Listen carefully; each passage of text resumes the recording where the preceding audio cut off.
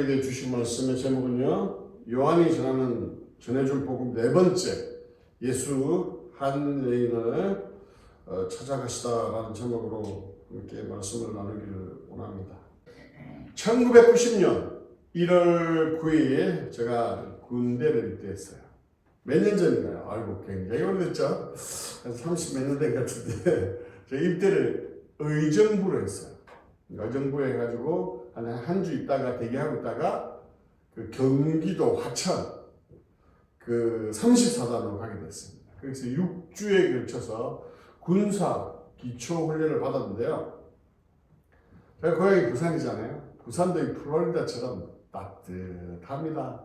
눈 거의 오지 않고 그런 곳인데 갑자기 북쪽 경기도에 추운 데 가니까 아이고 얼마나 추운지 몰라요. 처음에는 눈이 오더라고요. 근데 부산에서 눈을 구경하지 못해요. 그러니까 너무 좋았어요. 우와 눈 온다. 그런데 점점 눈 온다. 눈 온다. 눈 온다. 점점 이렇게 마음이 바뀌어져 갔습니다. 작년에 11월 달에 설교하시고 가신 그 이성훈 목사님 사도톡에 캔자스 너무 추워갖고요. 추워가지고 너무 힘들다고 얘기하더라고요. 과연 내가 여기서 더 살 수 있을까? 이 정도로 지금 그렇다고 합니다. 그 경기도 화천도 온도가 많이 내려갈 때는요, 영하 20도. 페라하이트는 마이너스 2도. 이제 감이 오시죠. 이 영하 2도의 개념이 뭐냐면, 바깥에서 그냥 볼일을 봐도 그냥 거기서 바로 얼어버리는 그 상태가 영하 20도라고 합니다. 이런 곳에서 훈련을 받는데요. 얼마나 춥고 힘들고 배고프고 군대 밥 여러분 여자분들 잘 모르시겠지만 이게 밥을 찌거든요. 그러니까 먹고 돌았으면 금방 배가 고파요. 제가 너무 배고파고 키도 커갖고 한 끼 갖고 안 돼가지고 한 번 갖고 안 돼가지고 한 번 더 먹으려고 줄 섰다가 걸려가지고 밤새도록 기관병들한테 열차를 받았던 기억이 있습니다. 그때 먹은 거 다시 다 나오는 줄 알았어요. 이 추위와 배고픔, 그 힘든 시간들도 국방부 시계는 흘러 6주가 다 됩니다. 그래가지고 이 6주가 맞춰지면 각 집에다가 이제 전화를 해요. 그래갖고 부모님들에게 면회 오라고 그럽니다. 그러니까 자대에 배치되기 전에 이제 부모님이 와서 이제 면회를 하는 거예요. 근데 제가 걱정이 되었습니다. 집이 부산이잖아요. 경기도 그 화천까지 어떻게 오나? 걱정이 되었습니다. 거기에다가 집에 연락했는데 만약에 연락이 안 되면 어떻게 하지? 그래서 모르시면 어떡하지? 이런 생각이 들었습니다. 지금은 이제 KTX가 2시간 반 만에 서울까지 오거든요. 그 다음에 그 서울에서 서울역에서 또 고속버스를 타고 한두 시간 와야 돼요. 그러면 한 5시간이면 올 수 있는데 그때는 무궁화호 6시간, 새마을호 4시간 반. 그 뭐 고속버스도 금방 안 오죠. 그러니까 한 10시간 잡아야 돼요. 그러려면 미리 전날 부대 근처에 와가지고 자다가 아침에 이렇게 면회를 와야 맞출 수 있습니다. 그러니 혹시나 안 오시면 어쩌나 이렇게 생각하고 불안한 마음으로 이렇게 면회실로 이렇게 갔습니다. 다른 사람들은 누구야 막 서로 껴안고 이렇게 다니는데 저는 어머니가 보이지 않는 거예요. 갑자기 이렇게 눈물이 그 서름과 함께 막 쏟아지는 거예요. 다리에 힘이 하나도 없고 후들 이렇게 막 절망감에 이렇게 빠져가 있는 그 상황에 저 뒤에서 누군가 장원아! 부르는 거예요. 어머니가 부르셨어요. 그리고 하시는 말씀이 아이고 머리는 다 빡빡이지 옷은 똑같지 아이고 누가 누군지 못 알아보겠다 이러는 거예요. 근데 키도 뻘쭘하게 큰 애가 지나가는데 저게 보니까 네 아이가 이러시는 거예요. 사실 이건 제가 각색입니다. 뭐 아들을 못 알아보겠습니까?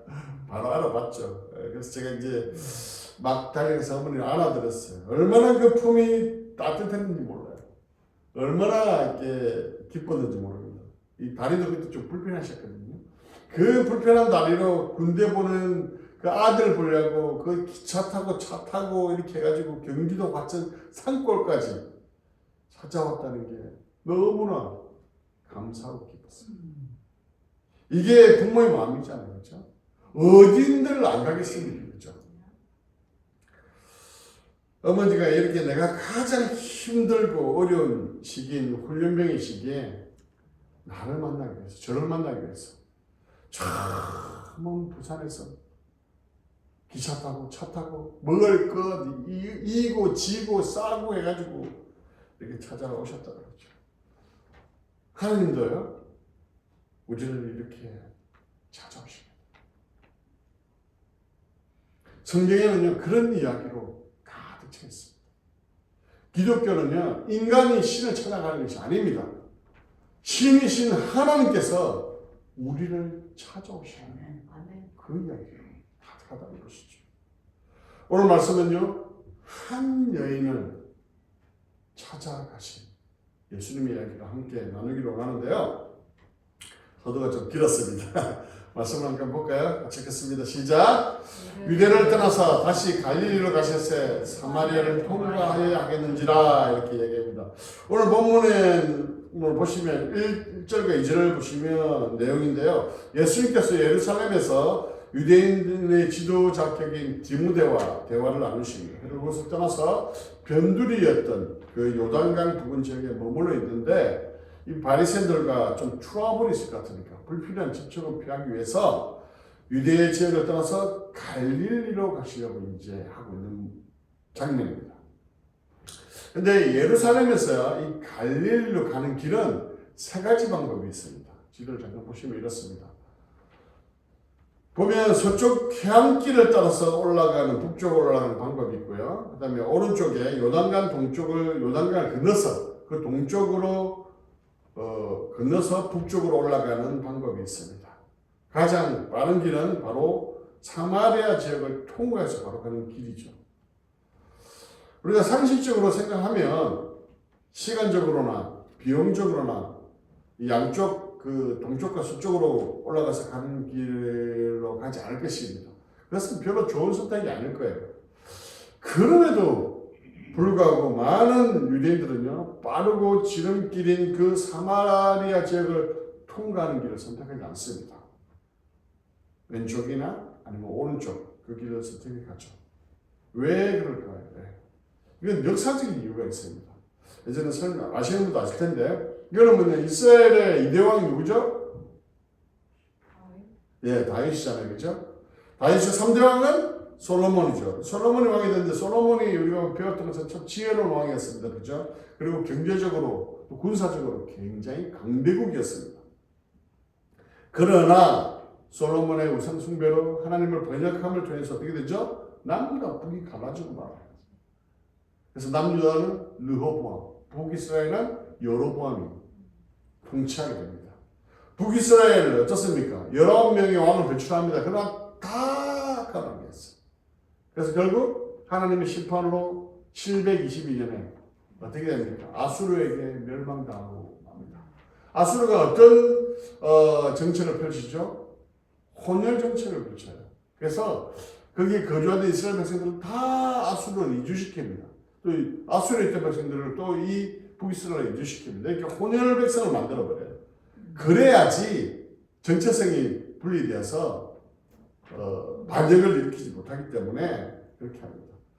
이것을 통해서 북이스라엘 백성들은요, 순수한 유대인의 피가 아닌 혼혈의 사마리아인 사람들이 되고 말았다는 것이죠. 이것을 본 남유다 백성들은 이 혼혈 민족이 된 사마리아인들을 어떻게 취급했냐면 개보다 못했죠. 아예 그래서 상종조차 하지 않았습니다. 이러한 유대인과 사마리아인의 그 갈등 사이의 대립과 갈등 때문에 빠르게 갈 수 있는 그 사마리아 길을 통과하는 길을 가지 않고 저 먼 길을 선택해서 올라갔다는 것이죠. 자, 그런데 오늘 본문을 보게 되면 유대인인 예수님께서 유대인들의 정서와 반응을 그런 말씀을 하고 있다는 것이죠. 4절을 보니까 뭐라고 되어 있습니까? 사마리아를 통과해야 하겠는지라 이렇게 말씀하겠죠. 사마리아를 통과해 가겠다는 말입니까? 아니란 말입니까? 가겠다는 말이죠. 영어로 보면 and he had to pass through Samaria. 됐죠? 뭐라 됩니까? 그냥 갈까 말까 고민하고 있는 중이거나 maybe가 아니고 꼭 have to 해야 하겠다. 예수님께서는 분명히 이 유대인과 이 사마리아인들 사이에 그 대립과 갈등이 있다는 것을 전혀 모르지 아니하실 텐데 이 사마리아 지역을 통과해서 가겠다고 얘기하고 있습니다. 왜 그러실까요? 왜 굳이 다른 사람들은 다 피하는데 그 길을 선택해서 이 길을 가려고 하시는 것일까요? 이제 그 제자들의 숫자가 늘어나가지고 이제 전도 비용이 너무 많이 드니까 전략해야 하겠다고 생각해서 그랬을까요? 아니면 이 갈릴리로 급하게 가셔야 하기 때문에 어쩔 수 없는 그런 선택이었을까요? 말씀을 같이 읽어보겠습니다. 시작. 사마리아인들이 예수께 와서 자기가 함께 일하시기를 청하니 거기서 이틀을 머무르시매. 자, 이건 좀 뒤에 나오는 이야기인데요. 사마리아인들이 좀 머무르기를 부탁했습니다. 근데 하루도 아니고 이틀 더 머물라고 했는데 예수님이 어떻게 했다고요? 허락하셨다고요. 그죠? 갈릴리에 급한 일이 있었습니까? 없었습니까? 급한 일이 없었다는 거죠. 그러니까 좀 유하죠. 그죠? 그렇게 급하게 갈 일이 없었다는 거예요. 근데 왜 이 위험한 이 길로 그리고 그 갈등과 대립 있는 그 길로 가시려고 하실까요? 예수님의 공생애 가운데 이 길을 지나가는 것은 이때가 딱 한 번입니다. 그렇다면 분명한 이유가 있겠죠. 그죠? 그리고 또 오늘 본문을 보시면서 보면 제자들이 사마리아로 예수님께서 가시겠다는 것을 아무도 말리지 않거든요. 보통 제자들이 좀 예수님이 엉뚱한 말씀을 하시는 것 같으면 아이고 안 됩니다 뭐 말리고 그렇게 하잖아요. 근데 아무도 말리고 있지 않다는 거예요. 제자들의 믿음이 갑자기 좋아진 것일까요? 좀 전에 영어로 봤지만 have to라 되어 있잖아요. must, it was necessary. 이게 뭐예요? 강한 의지를 나타낸다는 것이죠. 내가 반드시 이 길로 가야겠다 라는 의지를 나타내고 있다는 것이죠. 그렇게 예수님께서 의지를 가지고 그곳으로 가시겠다고 하니까 제자들의 그 말씀을 순종한 것이죠. 그리고 그렇게 가신 땅이 어디입니까? 5절 하나님 같이 읽겠습니다. 시작. 사마리아에 있는 수가라는 동네에 이르시니 야곱이 그 아들 요셉에게 준 땅에서 가깝고 사마리아의 수가라는 동네로 갔다는 것이죠. 그곳에 무엇이 있었습니까? 6절 같이 읽겠습니다. 시작. 거기 또 야곱의 우물이 있더라. 예수께서 길 가시다가 피곤하여 우물 곁에 그대로 앉으시니 내가 6시쯤 되었더라 이렇게 이야기합니다. 자, 거기에 우물이 있었다고 이야기합니다. 그 우물 곁에 앉아 있었다는 것이죠. 그리고 그때가 몇 시였다고요? 6시. 자, 이 6시 하면 우리 생각에 밤 6시인가? 이렇게 생각할 수 있는데 유대력의 6시는 우리로 하면 정오 12시입니다. 정오 12시면 얼마나 더운 시간이겠어요. 그렇죠? 제가 이제 성지순례를 신대원 3학년 때 이제 갔다 왔는데 19박 20일로 갔다 왔는데 와, 이스라엘을요 그 더운 여름의 날씨가 가히 살인적입니다. 너무 덥습니다. 그렇기 때문에 이 정오 12시에는 사람들이 거의 돌아다니잖아요. 이 시간 다 잡니다. 자. 거의 돌아다니는 사람이 없습니다. 마찬가지로 예수님 당시에도 주로 여인들은 우물을 기르러 12시에는 전혀 나오지 않았다는 거예요. 아침 일찍이나 저녁 늦게쯤에 이 물기로 나왔지 이 저고 12시에는 아무도 돌아다니는 사람도 없고 물길로 가는 사람도 없고 아무도 없었습니다. 그런데 한 여인이 그 시간에 물을 길러 왔다는 것이죠. 실제로 보실까요? 같이 읽겠습니다. 시작.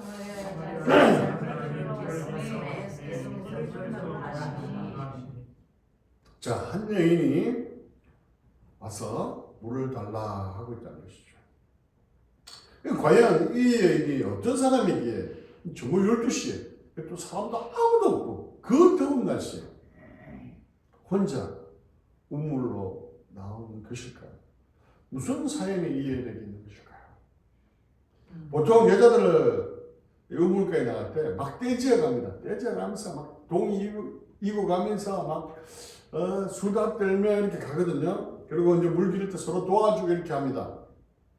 그래서 야야야야 내가 먹어보니까 까짓술 먹으니까 너무 좋더라. 야, 너도 이거 먹어. 그 피부가 막 너무 좋아져. 뭐 이런 이야기를 한다든지. 아니 뭐 어디 갔더니 물건 너무 싸. 지금 세일한데 빨리 사야지. 아, 누구 집 손자가 생겼대. 아, 쌍둥이네. 뭐 이런 이야기를 하죠. 그죠? 그래서 그 자리가 어떤 자리냐면 정치적으로, 경제적으로, 사회적으로, 문화적으로 이 가정사까지 모든 분야를 다 다루는 것이 어디냐면 이 우물가였다는 것이죠. 여자들은요 보통 하루에 몇만 단을 이야기한다고 하든 엄청나게 이야기한대요. 그래서 남자들이 힘들어서 들어가면 밥 먹자, 자자 이러면 여자들 너무 힘들어한다고 그러죠. 그래서 꼭 들어야 되는데 하여튼 2-3시간을 하루 종일 떠들어야지 그냥 편안하게 잔대요. 그렇기 때문에 여자들에게는 이 우물가에서 이 떠드는 시간들이 너무나 중요한 부분이 아닐 수 없습니다. 그런데 이렇게 중요한 시간, 이렇게 좋은 소셜 네트워크가 작용되는 이 시간에 이 여인만큼은 참여하지 않고 그 시간을 피해서 아무도 없다.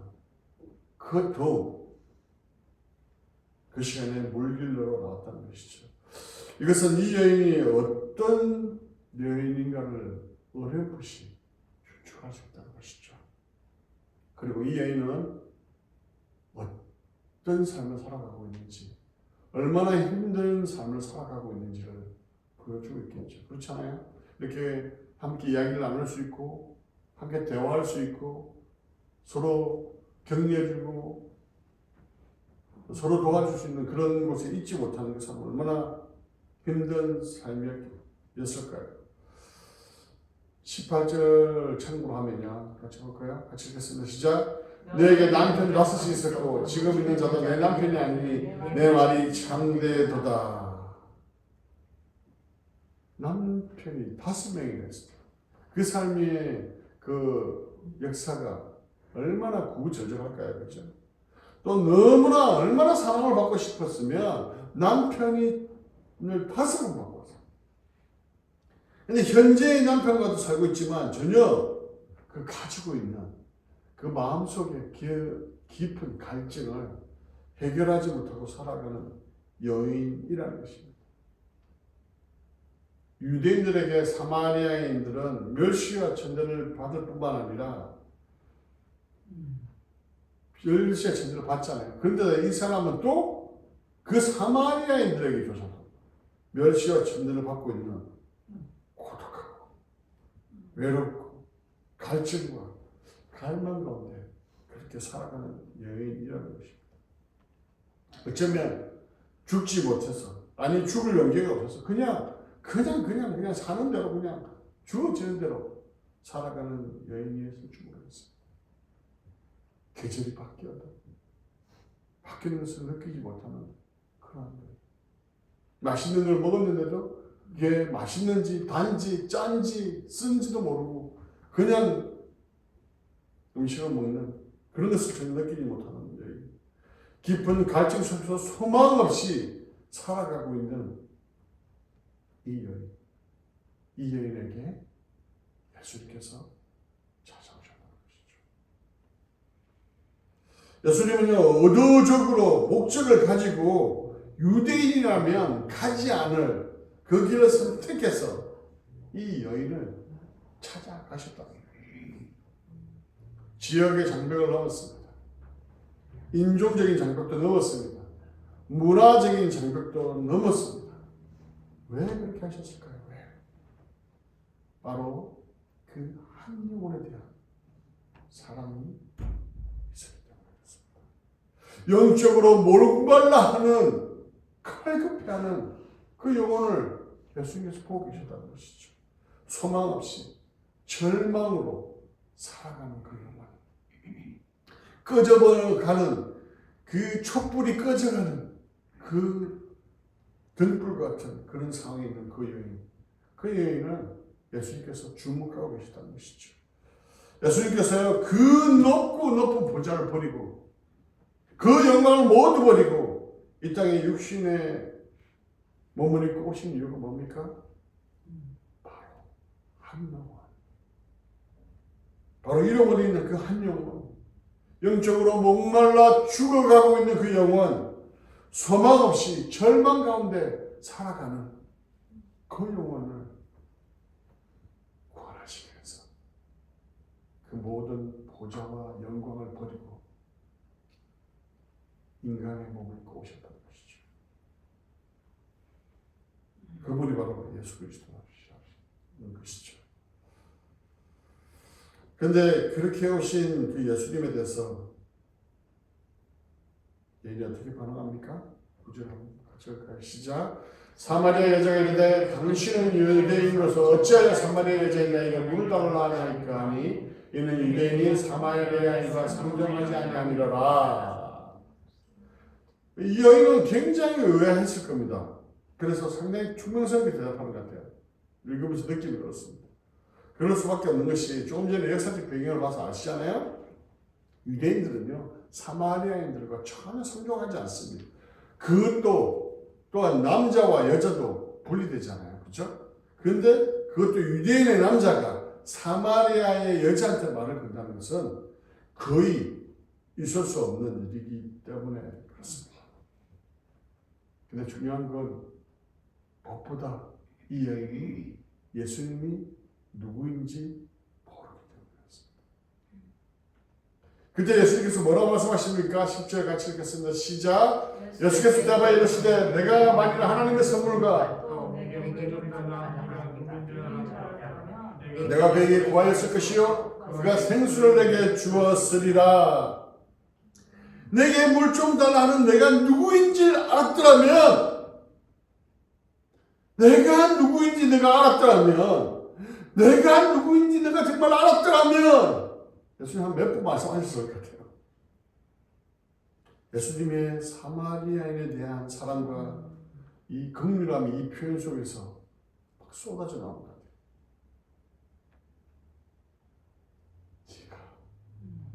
내가 누구인지 네가 정말 알았다면 내가 정말 이렇게 살아가지 않았을 텐데 내가 누구인지 내가 정말 알았다면 채워줄 수 없는 그 사랑을 찾아서 그렇게 목말라하며 쫓아다니지 않았을 텐데 내가 누구인지 정말 네가 알았다면 이렇게 소망 없이 절망 가운데 사람들과의 관계를 끊고 이렇게 살아가지 않았을 텐데 내가 누구인지 알았다면 진정한 행복을 내가 누구인지 알았다면 나의 영광을 위해서 내가 살았을 텐데 그리고 내 인생의 의미가 무엇인지 도대체 무엇을 위해서 살아야 하는지 제대로 알았을 텐데 이것은 오늘 살아가는 우리에게도요 동일하게 하시는 말씀입니다. 정말 내가 누구인지 알았다면 너가 이렇게 살고 있지 않았을 여기서 알았다라고 얘기하는 알다는요 제가 계속해서 말씀해 드리지만 이 히브리어로 뭐라 그랬죠? 기억하시나요? 그래서 제가 필요합니다. 그래서 또 합니다. 제가 한 5번 한 것 같은데 또 합니다. 뭡니까? 야다라고 하죠. 야다. 히브리어는 야다고 헬라어로는 에이도입니다. 에이도.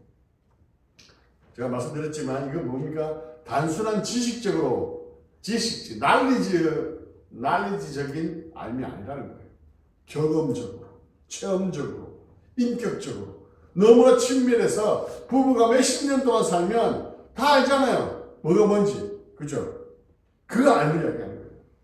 예수 그리스도를 이렇게 아는 사람만이 자신의 인생을 걸고 전부를 걸 수 있기 때문에 그렇습니다. 예전에 이승환 목사님 저번에 오셔서 설교했잖아요. 알아야지 보따리를 맡길 거 아닙니까? 알아야지. 내 보따리를 아무나 모르는 사람에게 맡깁니까? 알아야지 맡길 거 아닙니까? 그 표현처럼 예수 그리스도가 누구인지 알았을 때 자신의 인생을 걸 수 있고 자신의 모든 것을 맡길 수 있다는 것이죠.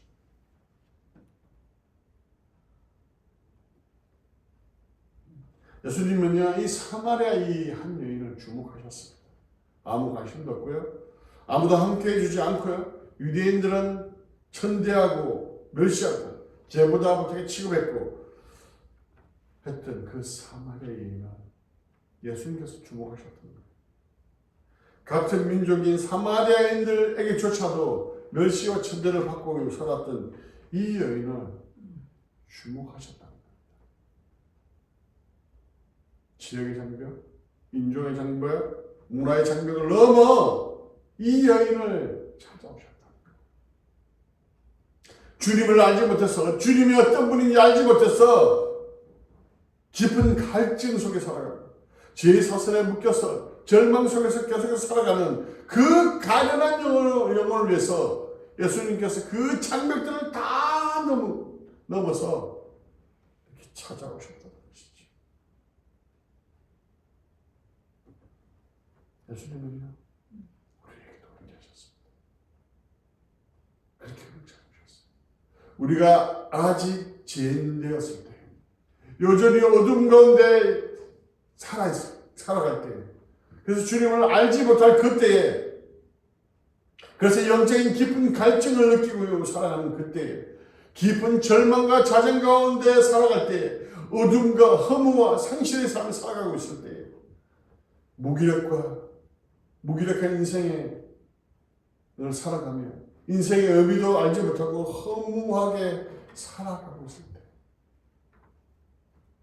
우리의 영혼 깊숙이 찾아오셨던 것입니다.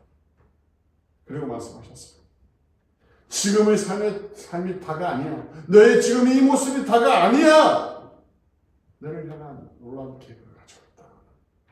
다시 일어서 죄의 사슬을 풀어버리고 그 무거운 짐들을 벗어버리고 그 깊은 절망과 좌절에서 떨쳐버리고 나와 이제 나와 같이 가자 라고 부르셨다는 거예요.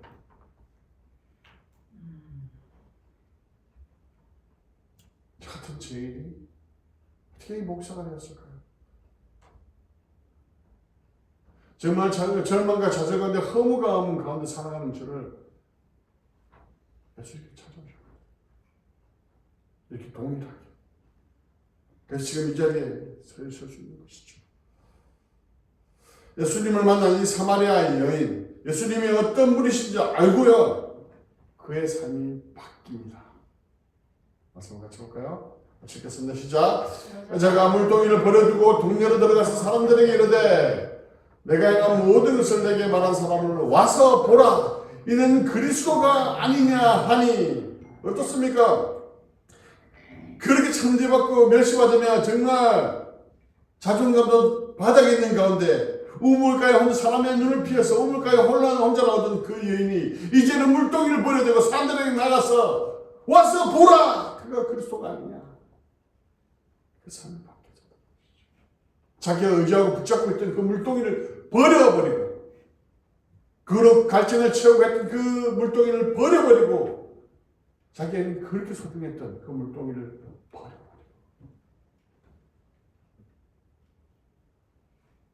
이것이 바로 예수 그리스도를 만나고 예수님이 누구인지 아는 사람의 모습이라는 것이죠.